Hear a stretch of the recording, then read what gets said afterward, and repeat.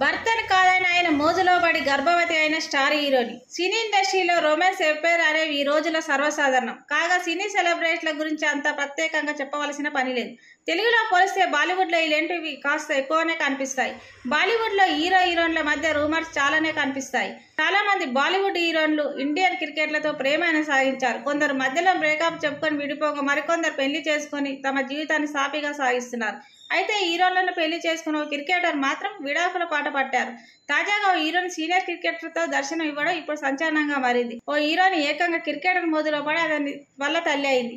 ఆ హీరోయిన్ ఎవరో కాదు, నీనా గుప్తా. ఈ తరం ప్రేక్షకులకు నీనా గుప్తా గురించి పెద్దగా తెలియకపోవచ్చు, కానీ 1980లో నీనా గుప్తా అంటే తెలియదు. నీనా గుప్తా కేవలం తన నటనతో కాకుండా తన బోల్డ్ నిర్ణయాలు, సంక్లిష్ట వ్యక్తిగత జీవితంతోనూ ఎప్పుడు వార్తల్లో నిలిచే వ్యక్తి. సంప్రదాయాలకు అతీతంగా తనదైన శైలిలో జీవితాన్ని గడిపిన ఆమె ప్రస్తావన ఎందరికో స్ఫూర్తినిచ్చేది. నీనా గుప్తా వ్యక్తిగత జీవితం ఎప్పుడు చర్చనీయాంశమే.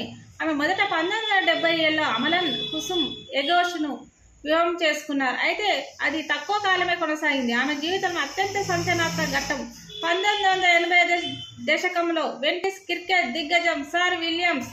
ఆయనకున్న సంబంధం అప్పటికే వివాహితుడైన విలియం రిచర్డ్స్తో ఆమె ప్రేమలో పడ్డారు.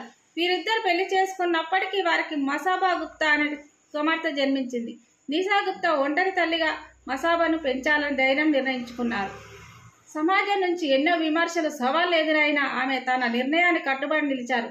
తన ఆత్మకథ సచ్కున్ తహుతో విషయాలన్నింటినీ నిర్మోహమాటంగా పంచుకున్నారు. మసాబా తండ్రి విలియం రిచర్డ్స్ తన బిడ్డ కనమని ప్రోత్సహించారని, తల్లిగా తన నిర్ణయాన్ని ఆయన గౌరవించారని ఆమె తెలిపారు.